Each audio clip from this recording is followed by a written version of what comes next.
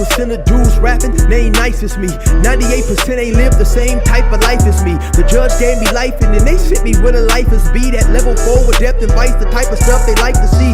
Two choices, fight or flee. I refuse to die a chump. I never been a mark, but damn, it's scary when that riot jump. I seen dudes cry, get pumped, and some sexually brutalized. Knew a dude who lost his life and he was only doing 5 year-long racial fights when homie all you do is ride. Lonely days and nights up in a hole causing suicide. From the moment you arrive, you see the Mexican mafia, AB skinheads with big giant swastikas, pro-black philosophers, the BGF, the Kumi, and Muslims who will murk you from the nation to the Sunni. That MS was loony, quick to ride up on they rival. Even Christians went to church, hide knives up in a Bible. Political and tribal, the Crips and Damus, the Long Beach, the Hubs and the Dubs and the Grooves, the IE, the Bakersfield, the Dago Pyrus, the Hustlers quick to roll, the gangsters don't move. Say, what's cracking, YouTube? It's your boy 16 to Life, and I'm back like I'm on a parole violation. You're down! For those of y'all that's new to my page, in 1994, I got arrested. I was eventually sentenced to 16 years plus life, and I served 24 years straight in the California prison system. Yeah, that's me gassing on that intro song right there. And if you want to get that song, you can purchase it on a 10-song EP that you get directly from me on a digital download link. If you're interested, hit me up on my email, 16tolifemusic@gmail.com, Cash App, PayPal, or Zelle me $20. I'm going to get it to you ASAP. If you want to check out more of my music, go to my YouTube playlist, scroll down to gas stations, or type in 16 to Life gas stations, and you can hear much more of my music there. Now let's hop right up into this video. So yeah, you see the story why I got attacked with a weapon in the county jail. Now, when I first started doing my YouTube stories, maybe about 5 years ago, I spoke on this and I talked about it in a story, but I never actually went into the reasoning or gave my analyzation of the reason, right? And to be honest, to me, you know, it still don't make a whole lot of sense, right? But I'm going to tell y'all the story and then let y'all figure it out and decide for yourselves, right? So in 94, I got arrested. I was charged with 3 attempted murders, and eventually I was sent to the Riverside County Jail. Now, as I'm getting processed, talking to the sheriff or whatever he's trying to house me, he asked me where did I want to go. Now, I'm from the old school, right? I don't believe in telling the police I'm a gang member, I'm this, I'm that, or whatever. None of that, right? So I asked him, hey, man, do you got an all-black tank? He said, yeah, I got an all-black tank, but it's Crips up in there or whatever. I said, oh, you know what? I think I'll be all right up in there. He said, yeah, you know, he said something along the lines of, yeah, you'll be all right. You know, it's pretty much, it's a lightweight Crip tank, right? So I go upstairs, I get up in there.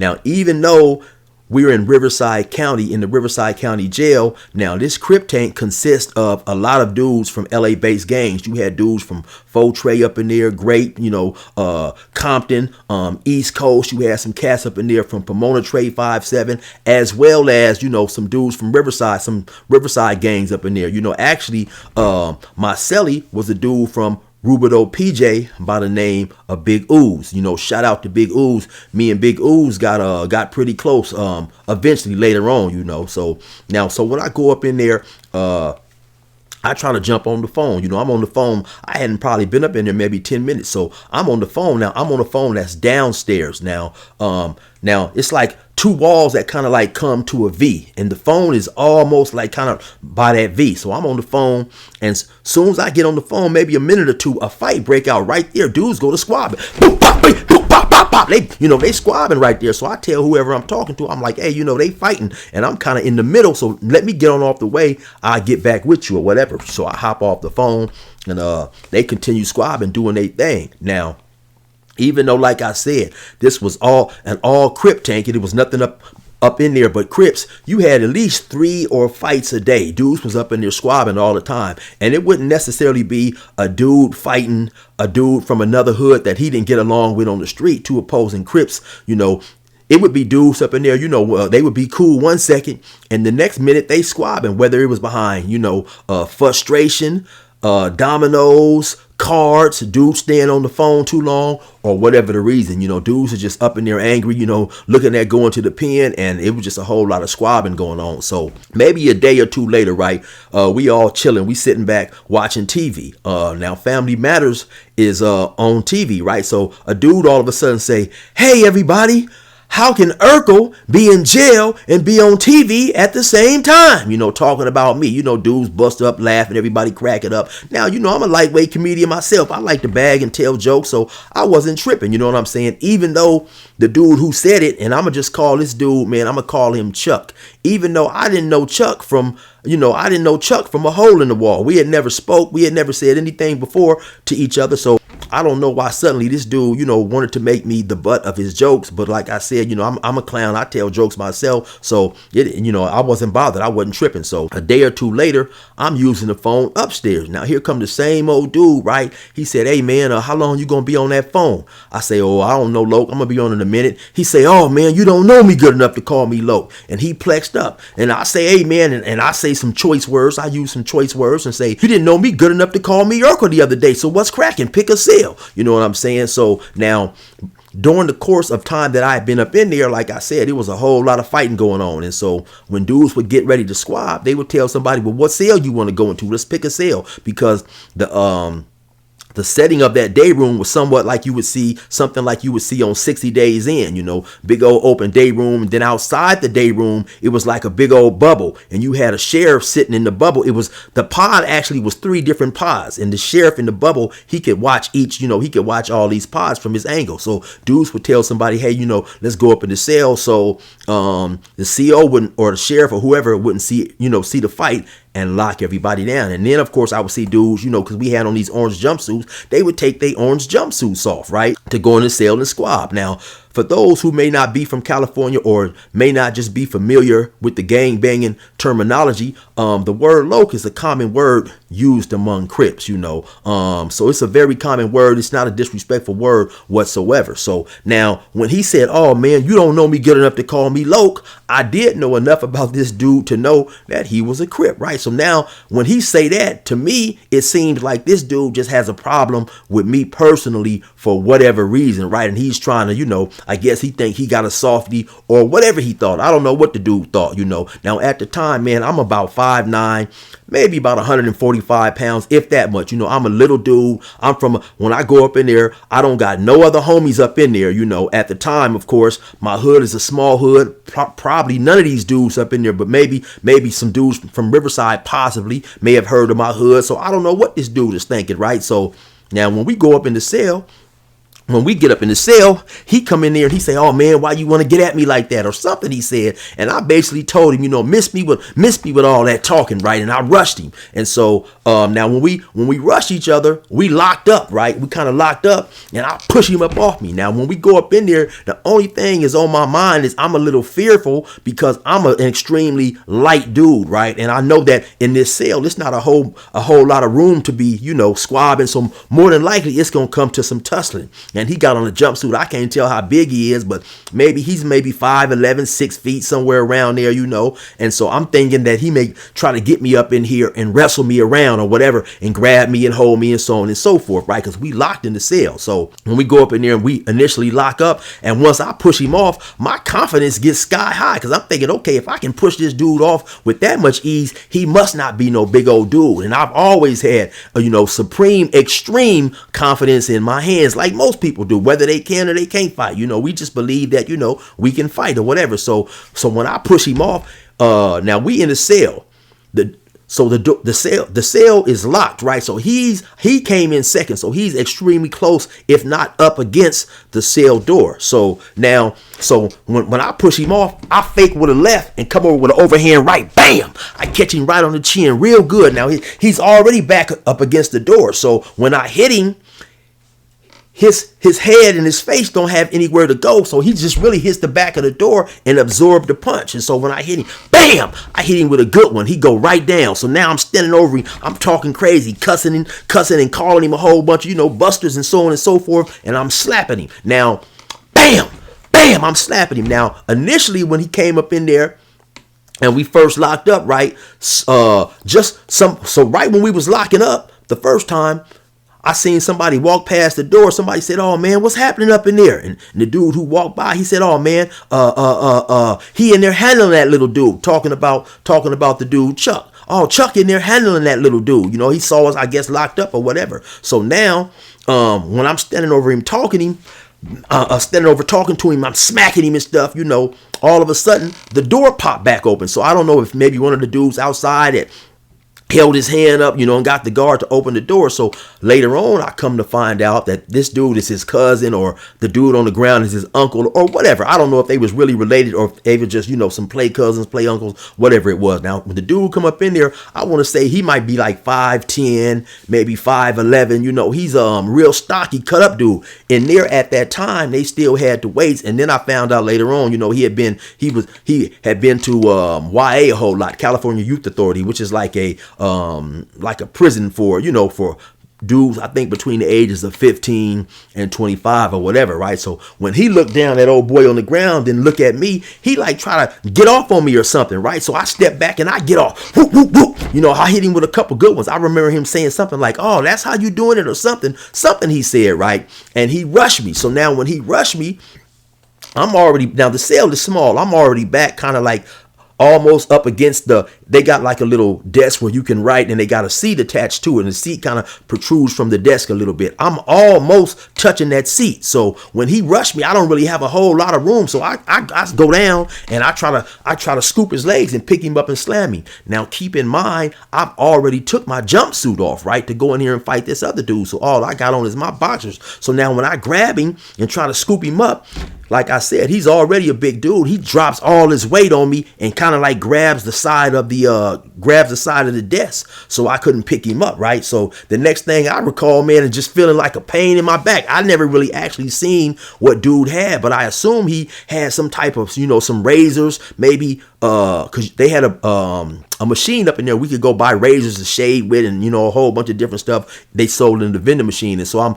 assuming he had broke some of these razors out and had put them in a pencil or something, right? Because I just feel now I'm getting cut on my back. So now as he's cut me on the back, now I remember trying to stay close to him or whatever, so he wouldn't cut my face or whatever. And now I'm also thinking about, damn, okay, now I'm up here in the cell. I'm locked in with both these dudes. These dudes is gonna jump me. So now we tussling around. I'm trying to get him off me or whatever.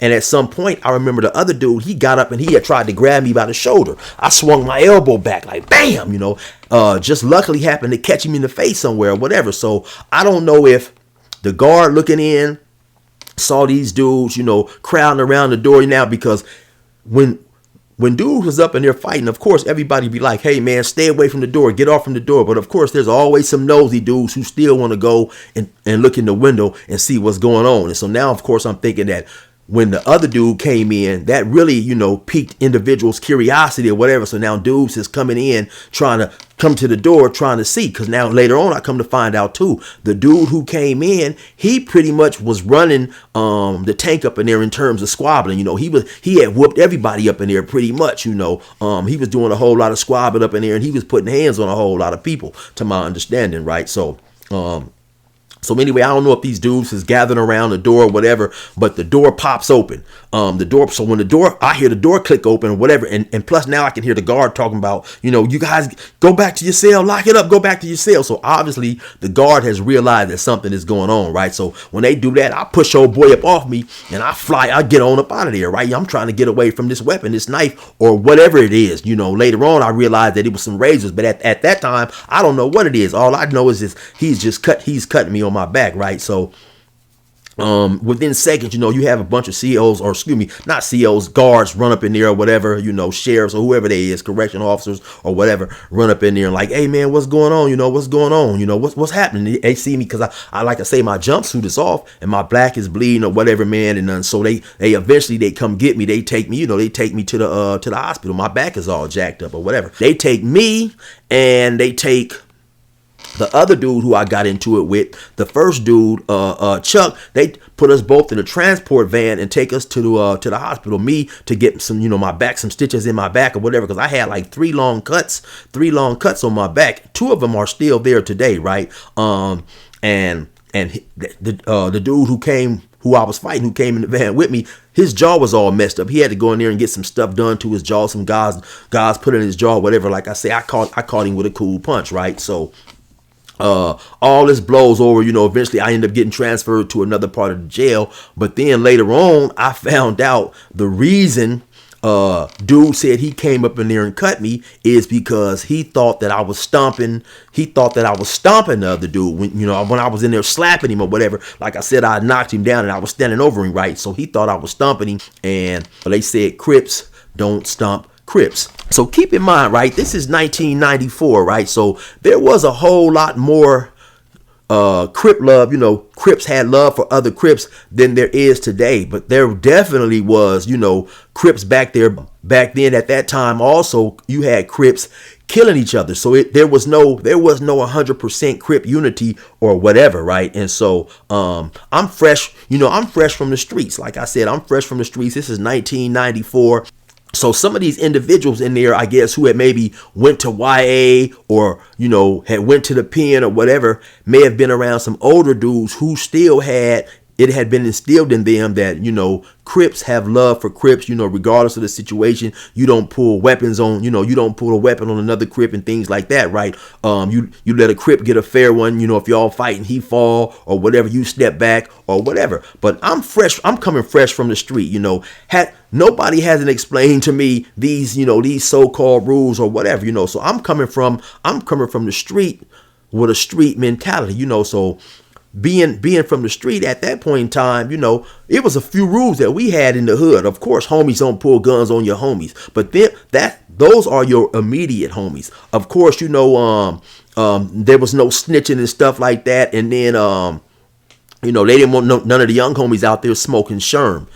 And so besides that, or Sherm is like PCP. So besides that, coming from the streets, I didn't have any rules. I knew nothing of the organized politics that Crips will have in prison, right? And it just all depends. I have been in prisons where you will have a Crip get into it with another Crip and he pulls a weapon and the whole Crip population is not up in arms because it all, you have some Crips who, of course, like I mentioned earlier, their respective hoods are beefing on the street. And so if you got a Crip from this area and his hood is immediately beefing with a hood on the street, then his homies on that yard is going to stand behind him. They're going to be in support of him because there's already a war going on that's involved between these two different respective Crip sets right now. Say for instance now, and I was on a yard one time where you had a Crip who was from Watts get into it with a Crip from the West LA area. Let me see. I think the Crip from Watts had knocked out the Crip from the West LA area. Well, once he got up, the Crip went and got a knife, the Crip from West LA, and he was chasing the dude or walking him around the yard, trying to, just trailing him behind the yard, trying to get him or whatever. Now, the Crip population on that yard, they didn't go up in arms behind that, right? So it just all depends. Now, say you may have two Crip sets, right? Two Crips on the yard who are from different sets. But they are from allied sets, you know what I'm saying? And so now you may have one Crip pull a knife on the other Crip, and then his homies in that particular car, they will get upset. They'll be like, oh, okay, you pulled a knife on the homie. You supposed to squabble with the homie. You supposed to give the homie a fade, right? So it just all depends on what individuals are on the yard, and it all depends on the schooling of those individuals. Like I said, by the time I got to prison in 96, man, there was still a lot of Crip love, but you still had some Crips who were beefing with other Crips. And so it just all depends on where you're from, right? I remember hitting certain yards, and dudes would find out where I'm from, and they would come introduce. They say, hey, homie, I'm a Crip. I'm from such and such, just showing Crip love. But it's not necessarily like that 100% of the time, so it just all depends. I've always viewed that situation particularly like this, like I said, once again, when I got to the county jail, that was my first time really being locked up in California, in the county jail. I had done a little bit of juvenile time, right? But as far as learning about organization and structure among Crips, I hadn't heard anything about that. I'm coming from the streets, and I'm well aware that you have Crips out there killing other Crips. So in my mind, where was the Crip love? So dudes don't want one Crip, stomping another Crip out or slapping another Crip. But on the streets, it's okay for Crips to kill each other. That was my understanding, and that was my logic then. It's like, okay, and it's still somewhat of my logic now, because it's a trip how, dudes will want to enforce certain type of rules in prison that are not enforced on the street. And I understand it. I get it. Okay, we're all Crips in prison. We're supposed to be united and be together and so on and so forth. But you still have Crips going at it, right? And it just all depends. Like I said, if you happen to have two Crips get into it and their sets are in an immediate beef on the yard, and one of those Crips pulls a knife on the other, then it's really not going to be a whole lot of uproar. So it just, like I said, it just all depends on what institution you in and who's on the yard. Me personally, I have never been in prison where all the Crips are really on a united front. Because once again, by the time I got to prison in 96, you had a lot of Crip on Crip beef. And so despite whatever dudes is telling them, hey man, this is what we do in prison, this is how we get down, you still gonna have individuals who hold those individual negative feelings toward other individuals. And so they may speak or say something just to try to put on a facade of unity, but they're always going to have that, that animosity that they brought with them from the street. And so that animosity is not going to allow them to see this other Crip as a true homie simply because he's a Crip. They're going to put their hood first, and they're going to have that beef fresh in their mind. But anyway, like I said, later on, when I was in another part of the Riverside County Jail, I found out that that's why the other dude supposedly had came in there and cut me on the back with those razors or whatever, because, Crips don't stomp Crips. But anyway, on this one, man, I'm actually interested on the Crips who have been to prison. Get in the comments, man, and let me know, y'all experiences, what y'all feel about that, so on and so forth. Y'all know what it is. It's your boy 16 to life. Resume normal program.